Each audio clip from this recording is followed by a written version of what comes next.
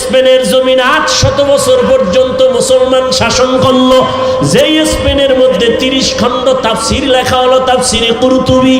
আজকে স্পেনের মধ্যে আজানের ধ্বনি নাই, সব ধ্বংস হয়ে গেল। মুসলমানকে আগুনে পুড়িয়া ভূমধ্য সাগরে সব শেষ করে দিল। ইহুদি বেঈমানরা মিছিল করলো, আনন্দ মিছিল। ওই দিনটা ছিল এপ্রিলের 1 তারিখ, পহেলা এপ্রিল। পহেলা এপ্রিল মুসলমানের কান্নার দিন, বেঈমান ইহুদিদের আনন্দের দিন। কিন্তু মুসলমান বুঝে না, এপ্রিল ফুল পালন করতে গিয়া মুসলমানেরাও আনন্দ করে লাফায়। অথচ মুসলমানের এক ক্লান্তের দিন, বেঈমান কর্তৃক অত্যাচার নিপীড়ন মুসলমানের উপরে। স্পেনের জমিন ধ্বংস যেদিন শুরু হয় পহেলা এপ্রিল। এই জন্য বেঈমানরা এপ্রিল ফুল পালন করে। মুসলমানের ইতিহাসও জানা নাই, জানবে দূরের কথা। হিন্দু আইসাই বাংলাদেশে ইসলামের বিরুদ্ধে আন্দোলনের ডাক দেয় নাই, ইহুদি দেয় নাই। এ দেশে ইসলামের 12টা বাজানেওয়ালা মুনাফিকই যথেষ্ট। এজন্য রহমতের নবী বলেন, মুসিবতের পরীক্ষায় পাস করো, ইবাদতের বেলায় ধৈর্য, মুসিবতের বেলায় ধৈর্য ধারণ করো, গুনাহের বেলায় ধৈর্য। জীবনটা চলে যাবে, তারপরও গুনার ক্ষেত্রে কোনোদিন আমি সামনে আগাবো না, আল্লাহর ভয়। ভাইরা আমার, ওমরে ফারুক রাদিয়াল্লাহু তাআলা আনহু রহমতের নবীকে জবাই করার জন্য তরবারি নিয়ে দৌড়ায়। আল্লাহর হুকুম, সে ওমর আমার নবীর চেহারা দেখে কালেমাওয়ালা হয়ে গেল। আল্লাহ তাকে এমন ভাবে কবুল করেছেন, ওমর এখন যেই পথ দিয়া চলে, শয়তান ওই পথে চলে না, ভয়। যুবক মদের বোতল নিয়ে হাঁটে, হঠাৎ করে তাকায় দেখে ওমর আসতেছে, ভয়, ফালায়াও দিতে পারে না। আল্লাহর কাছে মনে মনে তওবা করছে। ওমর এসে সামনে দাঁড়ায়, বোতলটা দে। ওমরে ফারুক রাদিয়াল্লাহু আনহু বোতলটা নিয়ে দেখে বোতলের ভেতরে এক ফোঁটা মদও নাই, পুরা বোতলটা সাদা দুধে ভরা। হরকে দারাত খৌফে হক দর দিল মাদাম, জান্নাতুল মাওয়া দেহাদুরা মাকাম। এক নাম্বার আল্লাহর ভয়ের পরীক্ষা চলবে। ওমরে ফারুক রাদিয়াল্লাহু আনহু দিনের বেলা বিচার করেন, রাতের বেলা মানুষের বাড়ি যায় ঘুরেন। ঘুরতে ঘুরতে দেখে একটা বাগানের মধ্যে আগুন জ্বলে। আরো সামনে আগাইলেন, বিয়ে দেখেন ভেতরে মহিলাদের কণ্ঠের আওয়াজ। ওমর দূরত্ব বজায় রেখে চুপ করে দাঁড়ালেন। ওমর এখানে আছে কেউ জানে না। শুনে মহিলারা কথা কয়। এক মা তার কন্যাকে বলে, ও আমার মেয়ে, আগামীকাল বাজারে দুধ বিক্রি করতে নিবা, গাভীর দুধ, পানি বেশি দিও। মেয়ে ডাক দিয়ে কয়, মা খবরদার, আর একবারও বলবা না, ওমর যদি শুনে কল্লা ফেলে দিবে। মা বলে, ওমর তো দেখবে না। ওমর কই? ওমর কোথায়? ঘরের পাশে দাঁড়ানো। মেয়ে ডাক দিয়ে কয়, ওমর তো দেখবে না। আর মা বলে, ওমর দেখবে না। মেয়ে বলতেছে, মা ওমর যদিও দেখবে না, তবে আমার আল্লাহ আমারে তো দেখবে। ইয়া ইলাহি মুঝসে মুঝকো দূর কর, তাকে দেখো মুঝ মে তুঝকো এক নজর। ইয়া ইলাহি তু মেরা মাবুদ হ্যায়, या इलाही तू मेरा माशूक है। ওমরে ফারুক রাদিয়াল্লাহু আনহু কথাটা শুনে চলে গেলেন। পরের দিন আদালতে লোক পাঠাইয়া মা আর মেয়েটাকে ডাকালেন। ডাকানোর পরে তারা ভয়, মনে হয় ওমর ডাকছে মানে ফাঁসি হয়ে যাবে। সম্মানের সাথে মেহমানদারি আপ্যায়ন করালেন। ওমর মোহাব্বতের আওয়াজ দিয়ে বললেন, মা ধন্য আপনার কপাল, এমন একটা মেয়ে আপনি ঘরে পাইছেন যার আপাদমস্তক শুধু আল্লাহর ভয় ঢুকানো, তাকওয়ার ফাউন্ডেশন তার ভেতরে। আল্লাহর ভয়। আপনি ধন্য মা, আজকে আপনাকে একটা পুরস্কার দেওয়ার জন্য ডাকছি। মা বড় খুশি, খলিফাতুল মুসলিমিন আমাকে পুরস্কার দিবেন। কি পুরস্কার দিতে চান? ওমরে ফারুক বলেন, আপনি যদি খুশি হন আর রাজি হন, আপনার ওই কন্যাটা, মেয়েটা আমি ওমরের ছেলের বিবাহের বন্ধনে নিতে চাই। মা বড় আনন্দিত হয়ে গেলেন, আলহামদুলিল্লাহ আমি রাজি। ওমর এই আল্লাহর বান্দি মেয়েটাকে তার ছেলের সাথে বিবাহের বন্ধনে নিয়ে আসলেন। আর এই মেয়েটা এমন ধন্য, এমন চাঁদের আলো, এর গর্ব ধারায় আর এক চাঁদের আলো জমিনে আসছে। ওমর ইবনে আব্দুল আজিজ রহমাতুল্লাহ আলাইহি। এই জন্যই বললাম, ও যুবক, জীবনে যদি সফল হতে চাও, সবাই তো সফলতা চায়, আমিও সফলতা চাই, আমিও সম্মান চাই। কে সম্মান না চায়? সবাই চায়, কিন্তু সম্মানের ঠিকানা কোথায় এটা মানুষ বুঝতে ভুল করে।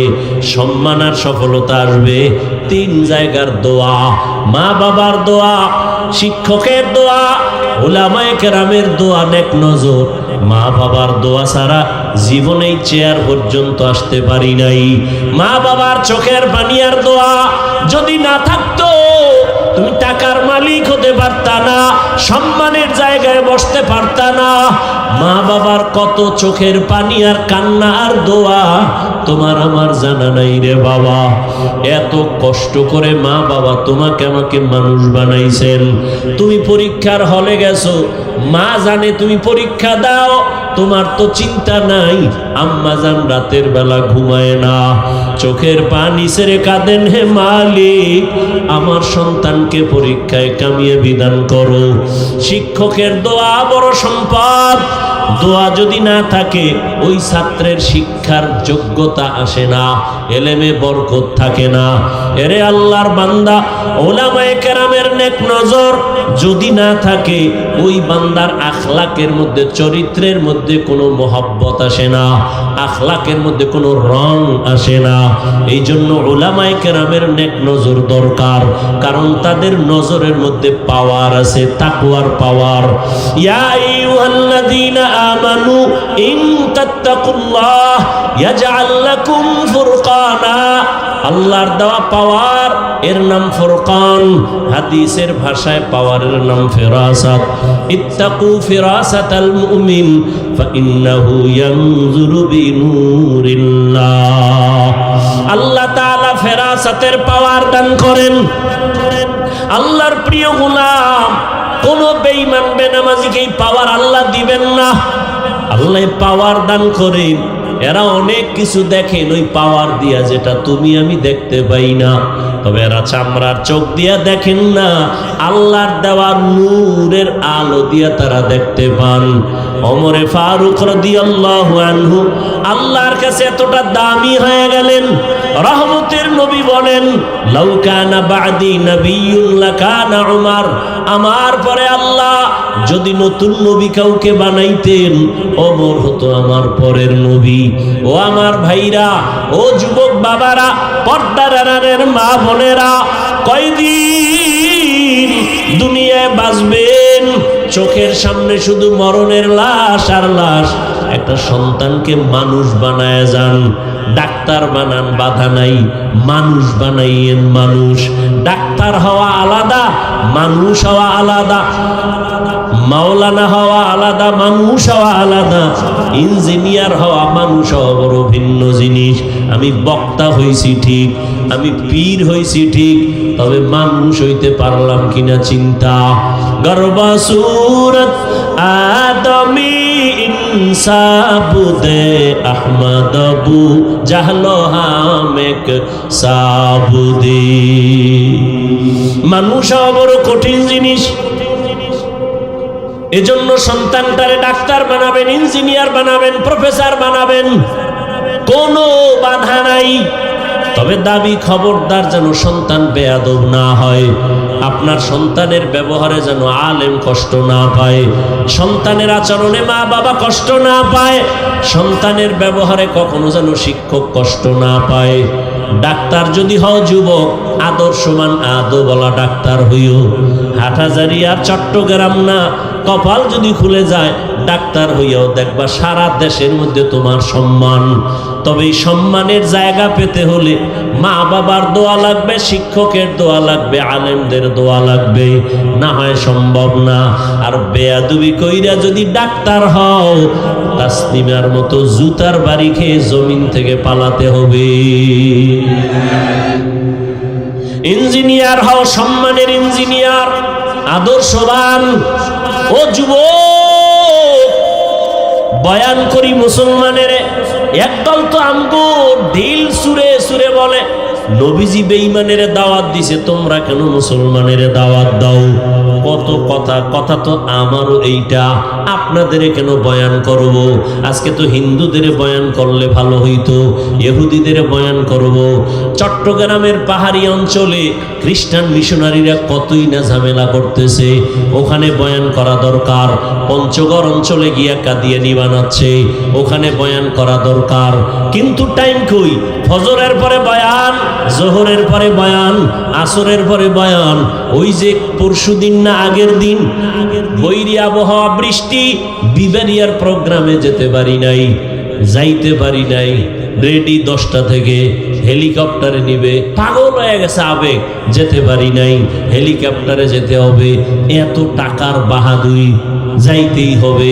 কিন্তু মাওলায় যদি কবুল না করে কেমনে যাব? সবাই দেখতেছে, এরপরও মানুষ যেতে পারি নাই। বললাম একটা আলাদা প্রোগ্রাম গাড়িতে গিয়ে চেষ্টা করব দেওয়ার, না উল্টা পাল্টা। আমি মাদ্রাসায় ব্যস্ত, বিভিন্ন কাজ, বর্তমান বছরের শুরু, ছাত্রদের নিয়ে ঝামেলা। একটা ছাত্র উল্টা পাল্টা করছে, নিয়ে ঝগড়া করতেছি, ফট করে মোবাইল সামনে এনে দিছে। কোথায় মোবাইল, কার সাথে কথা বলবো, চিনি না কার সাথে। আমি আছি এক ব্যস্ততায়, মেজাজ গরম।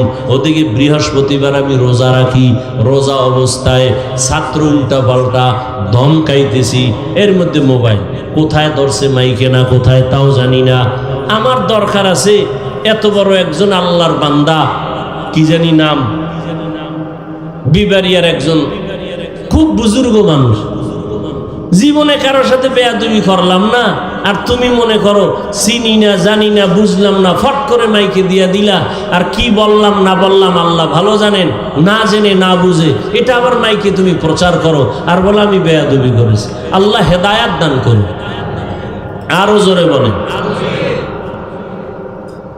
আর মিডিয়াওয়ালারাও পাইছে, মানে মাঝে মাঝে এত কষ্ট লাগে। তাহলে আমরা বেদাতীদেরকে গালি দেই কেন? আহলে বাতিলদেরকে গালি দেই কেন? জামাত ইসলামীর লোকদের বিরুদ্ধে অনেক কথা বলা হয় কেন? কই তারা তো তাদের আপনজন নিয়ে মাঠে ময়দানে কাদা ছড়াছড়ি করে না। আমাদের কওমের মধ্যে এই দুর্বলতা কেন? আমার মনে পড়ছে চট্টগ্রামের খতিবে আজম সিদ্দিক আহমদ রহমতুল্লাহ আলাইহির কথা। আমার এক ওস্তাদ মুহতারাম বলছিলেন, খতিবে আজম রহমতুল্লাহ আলাইহি নাকি এক সময় বলছিলেন, আফসোস করে দেশের আলিয়া মাদ্রাসাগুলো পূর্ণ শিবিরে আর কওমি মাদ্রাসা পূর্ণ কিবিরে, অহংকারে। না হয় ভুল একজনে করেই ফেললো, এটাকে সরাসরি করার দ্বারা ইসলামের লাভ কি? একজন আলেমের বিরুদ্ধে উম্মতকে বিভ্রান্ত করে দিলে ইসলামের উপকার কি? কেন এগুলো আমাদের মাঝে বুঝেও না, পাইছে আর দিয়ে দিছে। খুশি কি? ওই রাতের ঘুম তার আরামে হবে একজনকে বেইজ্জতি করতে পারলে। আল্লাহ হেদায়াত দান করুন, আল্লাহ হেদায়াত দান করুন, আল্লাহ আমাকে হেদায়াত দান করুন। আমার এলেম নাই, আমল নাই, চলি আল্লাহওয়ালাদের নেক নজর, মা বাবার দোয়া। আমি বেয়াদবি করবো কেন? আমার দুনিয়াতে আসা থেকে আজ পর্যন্ত কোনো বেয়াদবির ইতিহাস নাই, চিনি আর না চিনি না, আমি কোন মুভমেন্টে ছিলাম, কি অবস্থায় ছিলাম খবর নাই। আল্লাহ হেদায়াত দান করুন। তো যে কথা বলতেছিলাম, এত কষ্ট কষ্ট গাধার মতো দৌড়াচ্ছি, এরপরেও ফলাফল দুর্বল কেন? আপনারাও মুসলমান, আমিও মুসলমান। আপনাদের আল্লাহ আমার আল্লাহ এক না দুই?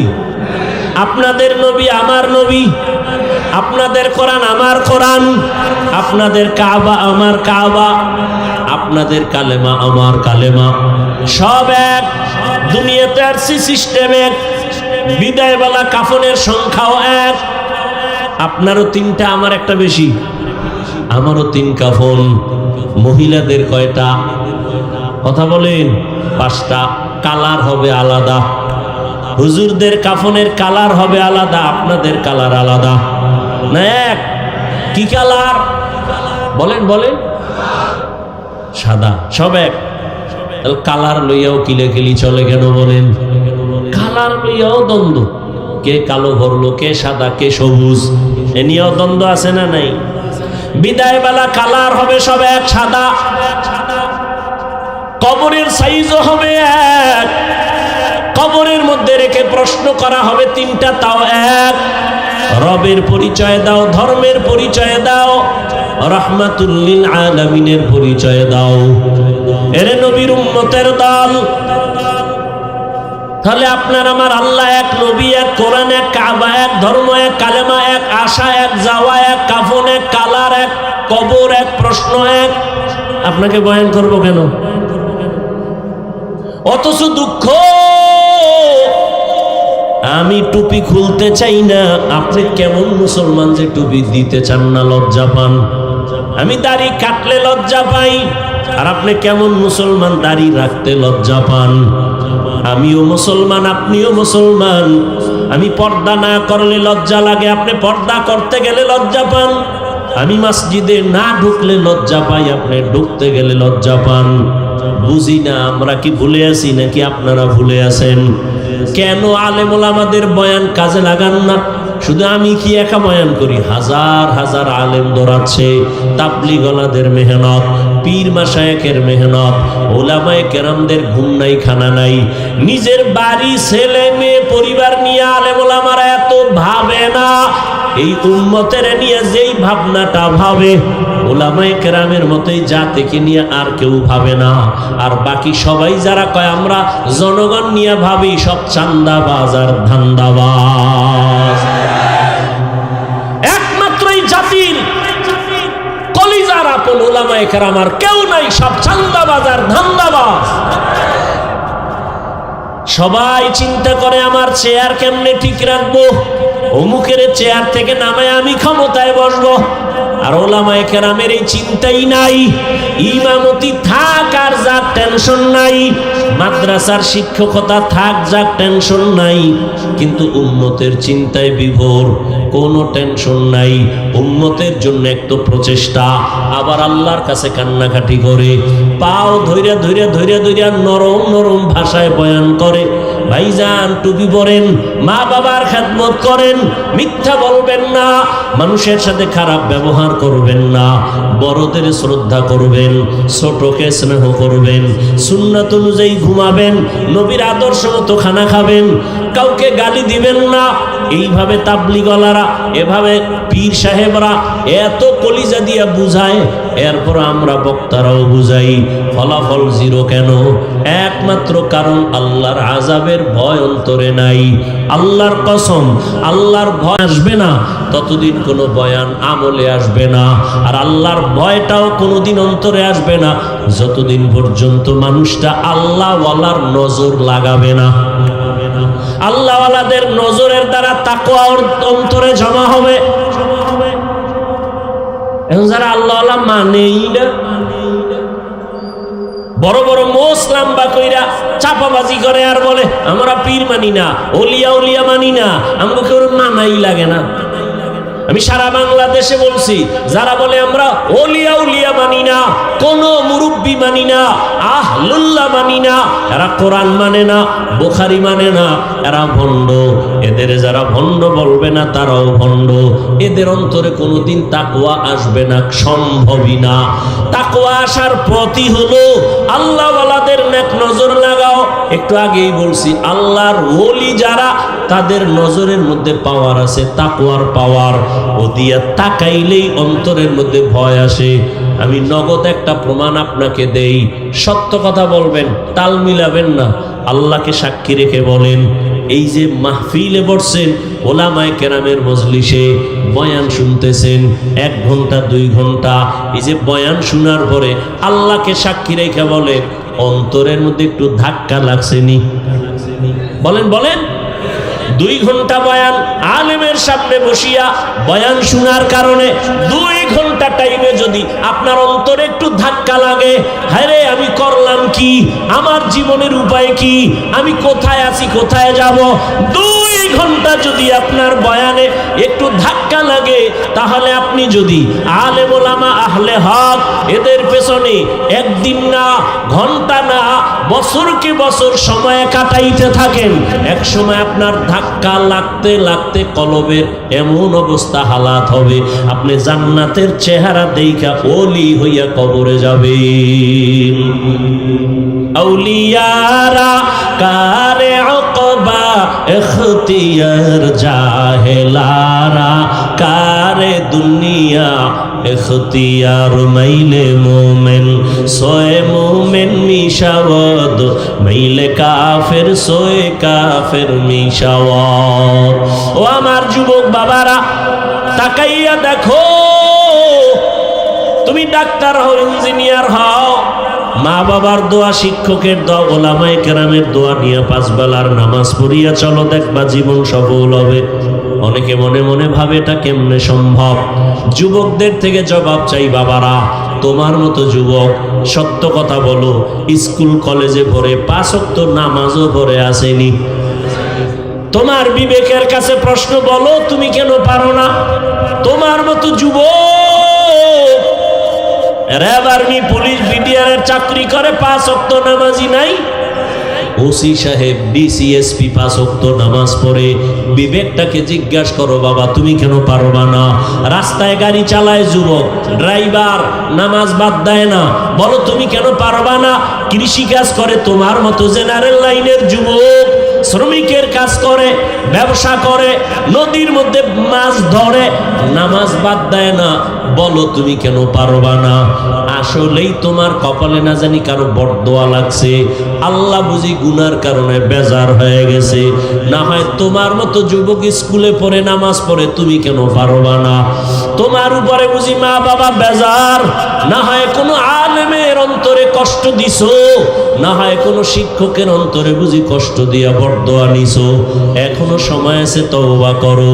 ও পর্দার আড়ালের আম্মা জানেরা, বোনেরা, আপনারা কত ধন্য মা, আপনারা আলেমের মায়ের মতো মা, হাফেজে কোরআনের মায়ের মতো দামি মা, আপনারা তো নবীদের মায়ের মতোই, আপনারা তো খাদিজা রাদিয়াল্লাহু আনহার মতো নারী, ফাতেমা রাদিয়াল্লাহু আনহার মতো নারী, আয়েশা রাদিয়াল্লাহু আনহার মতো নারী। আপনার মতো কত মা এখনো আছে অঞ্চলে, 5 ওয়াক্ত নামাজ পড়ে, মোবাইলে সময় নষ্ট করে না, স্বামীর মাল হেফাজত করে, খেয়ানত করে না, নামাজ পড়ে 5 বেলার। আম্মা জানেরা, আপনারা কেন পারবেন না? 5 ওয়াক্ত নামাজ পড়বেন, স্বামীর মাল হেফাজত করবেন, মোবাইলে সময় নষ্ট করবেন না, সন্তানটাকে আদর্শওয়ালা ডাক্তার বানাবেন, কোরআন পড়াবেন, সন্তানটাকে নামাজি বানাবেন, ডাক্তার হইয়াও তেলাওয়াত করবে, মা বাবার জন্য দোয়া করবে, সবাই তার জন্য দোয়া করবে। এরে আম্মা জান, এখনো সময় আছে, তওবা করেন। বৃদ্ধ বাবাজি, আপনার মতো কত বুড়া মানুষ মসজিদে গিয়া 5 ওয়াক্ত নামাজ পড়ে, আপনি কেন পারবেন না? এখনো সময় আছে, তওবা করে নেন। মনে মনে আমার আল্লাহকে বলেন, হে আল্লাহ, জীবনে তো গুনাহ কম করি নাই, আমার গুনার খবর আমার মা বাবা আপনজনেরা জানে না, আমার গুনার কারণে আমার হাত না পাক, আমার চোখ না পাক, জিহ্বা না পাক, অন্তর না পাক। ও আল্লাহ, কত নামাজ ছেড়ে দিলাম, মনে চাইছে দাড়ি কাটবো, কেটে ফেলেছি, মনে চাইছে পার্কে যাব, দৌড়ায় গেছি, নামাজ আজান শুনিয়াও পড়ি নাই। আর কত, মরণ তো একদিন হবেই, আজকে থেকে তওবা করে নিলাম। যেখানে থাকি যেইভাবেই থাকি, আর নামাজ ছাড়বো না, দাড়ি আর কাটবো না, বেপরদায় চলবো না। মা বাবার দোয়া নিয়া, শিক্ষকের দোয়া নিয়া, ওলামায়ে কেরামের নেক নজর দোয়া নিয়া নবীজির আদর্শ মতো জীবনটাকে চালাবো। তওবা করার মতো যদি নিয়ত হয়, মুনাফিকি যদি কারো অন্তরে না থাকে, আল্লাহর ভয় অন্তরে নিয়া খাঁটি তওবার নিয়ত যাদের আছে, দুটো হাত আমার আল্লাহকে দেখায় দেই। আল্লাহ হাতগুলো কবুল করে নেন, তওবা কবুল করে নেন। তওবার উপরে মজবুত হইয়া নবীজির আদর্শ মতো চলার তৌফিক দান করেন, আমিন। এলমেরা এজাজু করদান বেহিসাব, খলকেরা দাদান জবাবে বাসাওয়া।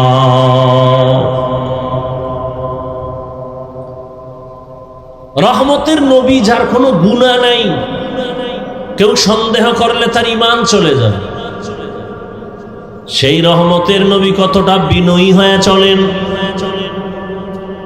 মক্কার চরিত্রহীন মানুষগুলো নবীর এত আশেক,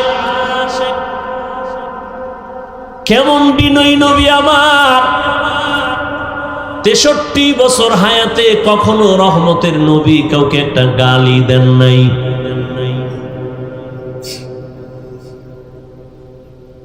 কেমন মায়ার নবী আমার। রহমতের নবীর জীবনে ভুলেও কোনোদিন একটা মিথ্যা কথা বলেন নাই, কাউকে একটা গালি দেন নাই। হাজারো গালি নবী শুনছেন, একটা গালির জবাবও দেন নাই। আরো আশ্চর্য কথা, কেমন রহমতের নবী আমার, যার এত পাওয়ার, আল্লাহর কাছে চাইতে দেরি পাইতে দেরি না। সেই নবী কারো জন্য রাগ হইয়া বরদোয়াও করে না। তায়েফের ময়দানে রক্ত ঝরায় আল্লাহ নিজে জিব্রাইলকে পাঠায় দিছে, নবী বললেই সব ধ্বংস করে দিব। নবী বলে না না। এজন্য আল্লাহ বলেন, লাউ কুনতা ফাদদান গালিযাল কলবি লানফাদু মিন হাওলিক। রহমতের নবীর অন্তর যদি শক্ত হতো, বক্রতাপূর্ণ হতো, ও নবী আপনার কাছে কেউ আসতো না, সব ভেঙে যাইত। কিন্তু আপনার হৃদয়টা এত কোমল, এত দুর্বল, এত নরম, দুশ্মন আসিয়াও নবীর ভক্ত হয়ে যায়। রহমতের নবী কোনদিন জীবনে দুটো চোখ মোবারক গরম করে কারো দিকে তাকান নাই। দুটো চোখ মোবারক গরম করে নবী কোনদিন কারো দিকে ভুলেও গরম চোখে তাকান নাই। মাত্র 13 বছরের ব্যবধানে মক্কার চরিত্রহীন লম্পট এতটা নবীর আশেক। নবীজি বলেন, আমাকে দেখা মাত্র দিলটা মানুষের নরম হয়ে যায়। অল্প টাইমে মক্কার এই চরিত্রহীন মানুষগুলো জান্নাতের টিকিট পাইল, শুধু নবীর ব্যবহার আর কিছুই না। নবীর সুন্দর নরম আচরণ, নবীজির আদর্শ দেখে বড় বড় বেঈমান পর্যন্ত নবীর পক্ষে চলে আসলো। এই জন্য আল্লাহ যার কপাল ভালো রাখবেন সে দ্রুত লাইনে চলে আসবে, আর যার কপাল খারাপ হবে হাজারো বয়ানে তার কপালের দরজা খুলবে না। মান ইয়াহদিল্লাহু ফাহুয়াল মুহতাদ ওয়া মান ইউদ্লিল ফালান তাজিদ লাহু ওয়ালিয়াম মুরশিদা। আল্লাহ যাকে হেদায়েত দিবেন সে পেয়ে যাবে, যার কপাল বড় খারাপ সে হেদায়েত পাবে দূরের কথা, হেদায়েত পাওয়ার কোনো মুর্শিদও পাবে না, পথ প্রদর্শক পাবে না। কপাল যদি কারো পুরিয়া যায়, আমি হাফিজুর রহমান কেন, সারা বাংলাদেশের ওলামায়ে কেরাম কেন, মক্কা মদিনার ইমাম কেন, স্বয়ং রসুলেও যদি বয়ান করে ওর কপাল খুলবে না। কপাল যদি পুড়ে যায়, আর কপাল পুড়ে 3 জায়গায় বেয়াদবি করলে এমন পোড়া পুড়ে, ওই পোড়া আর জোড়া লাগে না। কয় জায়গায়?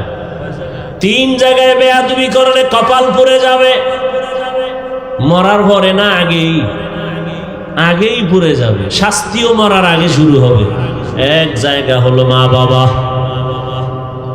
মা বাবার সাথে যদি বেয়াদবি করে, ওই সন্তান মরার আগেই বিছানায় পড়ে যাবে, বিচার শুরু হয়ে যাবে। দ্বিতীয় জায়গা শিক্ষক।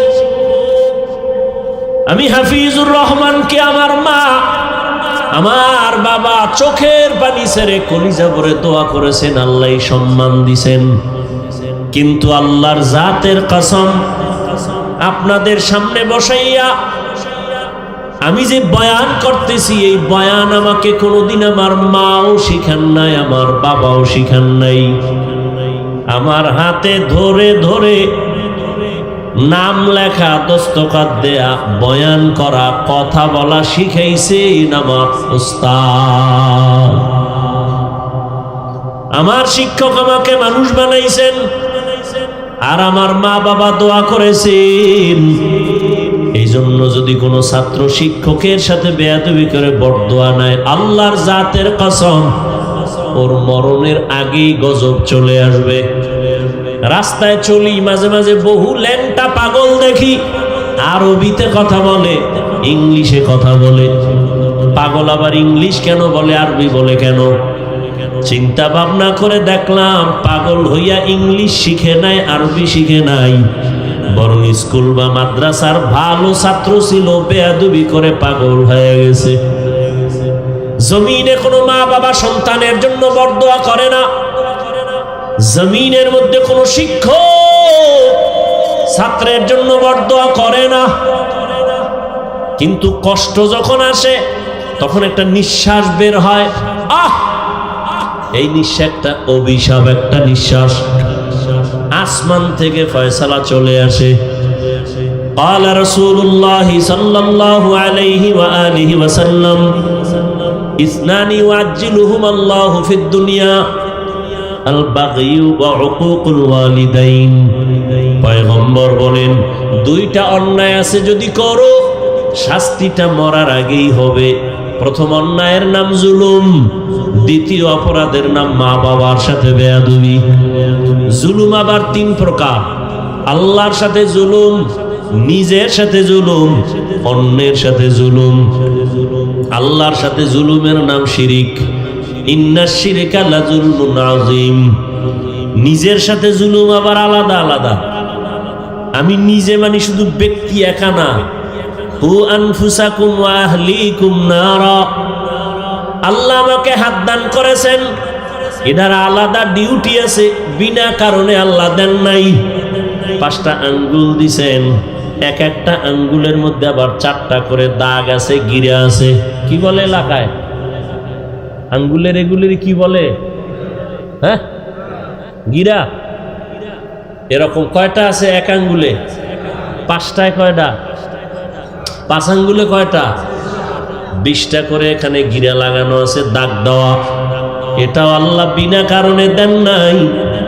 বান্দা, তুমি নামাজ পড়িয়া সালাম ফিরাইয়া 33 বার সুবহানাল্লাহর আমল করো, 33 বার আলহামদুলিল্লাহর তাসবিহ পড়ো, 34 বার আল্লাহু আকবারের তাসবিহ পড়ো। ডান হাতের আঙ্গুল গনে গনে গনে গনে হক আদায় করো। اليوم نختم على أفواههم وتكلمنا أيديهم وتشهد أرجلهم بما كانوا يكسبون دستگوید منچونی دزدی دام لبگوید منچونی بوسی دام چشمگوید چی دام غم زهرام گوشگوید چی دام سمر الکلام। হাতটা আল্লাহ যে কাজের জন্য দিছে, ওই কাজে হাতকে ব্যবহার না করা হাতের জুলুম। আল্লাহ 2টো চক্ষু দান করেছেন ডিউটি করার জন্য, আল্লাহর দেওয়া ডিউটিতে যদি ওই চোখ ব্যবহার না করা হয়, চোখের জুলুম। এই চক্ষু দিয়া মা বাবা দেখবা সওয়াব, এই দুইটা চক্ষু দিয়া আল্লাহর প্রিয় ওলিদের চেহারা দেখবা সওয়াব, এই দুটো চক্ষু দিয়ে আল্লাহর কোরআন খুলে তাকায় তাকায় দেখবা সওয়াব। এই চোখ দিয়া বান্দা তুমি বাইতুল্লাহর দিকে তাকায় থাকবা সওয়াব। যদি এর বাহিরে তাকাও চোখের জুলুম। জবান আল্লাহ দান করেছেন যে ডিউটি করার জন্য, ডিউটি না করলে জবানের জুলুম। এই না আমার ব্যক্তি, পুরো ব্যক্তি এবার আহাল। আল্লাহ ছেলে দিছেন, ছেলে আমার আহাল। আমি স্বামী, স্ত্রী আমার আহাল। আমি শিক্ষক, আমার ছাত্র আহাল। আমি মসজিদের ইমাম, আমার মুসল্লিগণ আমার আহাল। আমি আলেম, উম্মত আমার আহাল। কু আনফুসাকুম ওয়া আহলিকুম নারা। জাহান্নাম থেকে ইমাম সাহেব তুমি আগে বাঁচো, তোমার মুসল্লি আহালদেরকেও বাঁচাও। জাহান্নাম থেকে বাবা নিজেকে আগে বাঁচাও, তোমার আহাল সন্তানকে বাঁচাও। জাহান্নাম থেকে স্বামী তোমাকে আগে বাঁচাও, তোমার আহাল স্ত্রীকে বাঁচাও। নিজে বাঁচলাম হয়ে গেল না, কোনোদিন হবে না। রহমতের নবী সুন্দর আদর্শের কারণে মক্কার মানুষ এতটা দামি হয়ে গেল, সারা দুনিয়ার মানুষের জন্য কিয়ামত পর্যন্ত এক একজন সাহাবী এক একটা নক্ষত্র। নবী বলেন আসহাবী কান নুজুম, আকাশের তারকার মতো এক একজন সাহাবী উম্মতের হেদায়েতের জন্য। আকাশের তারকার সাথে তুলনা কেন? বলে আরবের মানুষ, এখনো মানুষ আছে ওই কক্সবাজার, আমাদের কুয়াকাটা বঙ্গোপসাগরের অনেক ভেতরে যায় মাছ ধরার জন্য। গভীর পানির মধ্যে গিয়া জাল ফেলে, ইলিশ গভীর পানির মধ্যে থাকে, 200, 300, 500 হাত পানিতে গিয়া জাল ফেলে ইলিশ মাছ ধরার জন্য। ওখানে তো নেটওয়ার্ক নাই, তো জেলেরা চলাফেরা করে কেমনে? কয় তারকা দেখে আমরা এরপরে রাস্তা খুঁজি, ওটা ওরা বুঝে। আরবের মানুষ তারকা দেখে ভালো মন্দ যাচাই করে। রহমতের নবী বলেন উম্মত কিয়ামত পর্যন্ত আমি আর কোনোদিন আসব না, আমার রেখে যাওয়া আদর্শ আর আমার সাহাবায়ে কেরামের আদর্শ দেখে তোমরা হেদায়েতের পথ নির্ণয় করো। কারণ আমার এক একজন সাহাবী হেদায়েতের জন্য একটা তারকা। আজকে প্রতিযোগিতা লাগছে সাহাবায়ে কেরামের বিরুদ্ধে কথা বলা, আছে না নাই? কোন হিন্দু কিন্তু এই প্রতিযোগিতায় নাই, ইহুদিও নাই, খ্রিস্টান নাই, বৌদ্ধ নাই, বিধর্মীরা নাই, নামদারি মুসলমানরা প্রতিযোগিতা লাগছে। বাংলার জমিনের মধ্যে বসিয়া ওমরে ফারুক রাদিয়াল্লাহু তাআলা আনহুকে ভণ্ড বলার মতো সাহস করনেওয়ালা টুপিওয়ালাও আছে।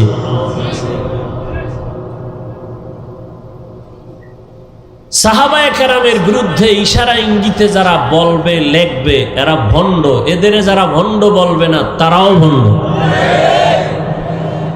আল্লাহ হেদায়েত দান করুন। ওই যে কপাল, কপাল যদি পুড়ে যায়, কপাল পরার আর এক আলামত হলো আল্লাহ যে তার উপরে বেজার, তার প্রথম প্রমাণ সে আলেমদের পিছনে লাগবে। আহলে হক আলেমের পিছনে যে লাগে প্রমাণ তার কপাল খারাপ। মা বাবার সাথে বেয়াদবি, শিক্ষকের সাথে বেয়াদবি। 3 নাম্বার হলো উলামায়ে কেরাম মুরব্বীদের সাথে বেয়াদবি। এই ছোট্ট বয়সে যা দেখলাম, এই 3 জায়গায় বেয়াদবি করিয়া একজনও দুনিয়াতে সফল হতে পারে নাই। এই অল্প বয়সে অনেক কিছু দেখছি। 2004 সালে আমি দাওরা শেষ করলাম। আমাদের ক্লাসে একটা ছাত্র ছিল বড় ভালো, কিন্তু হুজুরদের সাথে উল্টা পাল্টা করতো, মা বাবার সাথে। দেখছি চোখে তাকায় যে বাবা মোনাজাত দিয়া বড় দোয়া করে, আল্লাহ ধাক্কাইয়া দেওবন্দে লয়ে গেছে, 1 নম্বরে পাস আইছে বাংলাদেশে। নাম কইলে ফেসবুকের গোলামরা সবাই চিনবে, যাদের জীবন মরণ ফেসবুক। এখন মাও জীবন না, বাবাও না, বাপ ছাড়তে রাজি, মা ছাড়তে রাজি, ভাই ছাড়তে রাজি, মাদ্রাসা ছাড়তে রাজি, সব ছাড়বে, মোবাইলের এই গজবের পথ ছাড়বে না। ওইটা নিয়া দুনিয়াও বরবাদ করবে, আখেরাতও বরবাদ করবে, মান্যত করে ফেলেছে। এরা চিনবে নামটা বললেই, বিশেষ করে আমাদের মাদ্রাসার লাইনে এত ভালো ছাত্র বাংলাদেশে কোথাও 1 মাসের বেশি থাকে না। এক জায়গায় মাইরও খাইছে শুনছি। আমার দ্বারা একদিন আইছে মাদ্রাসায় ঢাকাতে, তো ওয়াজ দিবে, আমি তোরে ওয়াজ দিব না জীবন। তো চোখের সামনে শুধু একটা না, হাজারও দেখতেছি। এই 3 জায়গায় যারা বেয়াদবি করে এরা দুনিয়াতেই বিফল, সব ধ্বংস এদের। আজকে বাংলাদেশে এত ঝামেলা কেন? একমাত্র উলামায়ে কেরামের সাথে বেয়াদবির ফলাফল। নাচতে বলেন কেন? দালাল দালাল ভাব, উল্টা আমগো দালাল কর না, আমগো চেহারা দেখলে মনে হয় দালাল। উলামায়ে কেরাম যদি কোন সুদখোরের কাছে যায়, বুঝতে হবে তার রং ঠিক রেখে যদি যায়, তাহলে সুদখোরের রং লাগায় নাই, বুঝতে হবে তাহলে ইসলামের স্বার্থে গেছে, দুনিয়ার স্বার্থে না।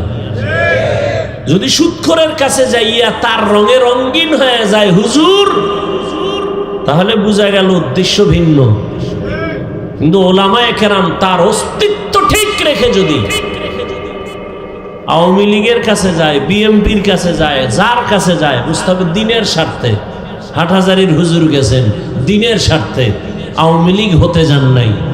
বিএনপির কাছে গেছেন মুফতি আমিনী রহমতুল্লাহ আলাই, হাজারো আলেম দিনের স্বার্থে গেছেন, মাদ্রাসার স্বার্থে গেছেন, কোরআন হাদিসের অস্তিত্ব ঠিক রাখার জন্য গেছেন, বিএনপির গোলাম হতে যান নাই।